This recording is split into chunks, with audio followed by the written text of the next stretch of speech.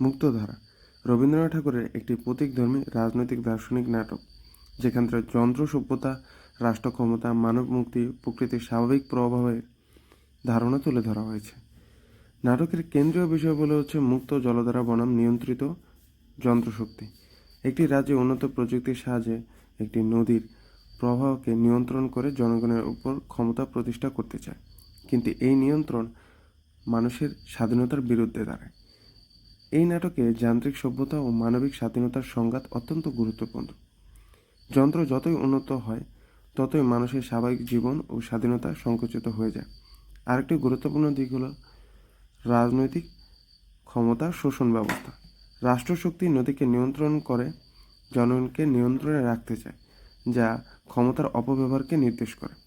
নাটকের বিদ্রোহ বা আত্মজাগরণ দেখা যায়। কিছু চরিত্র এই অমানবিক অবস্থার বিরুদ্ধে দাঁড়িয়ে স্বাধীনতার পক্ষে অবস্থান নেয়। এই নাটকের প্রকৃত বনাম যন্ত্র একটি বড় প্রতীক।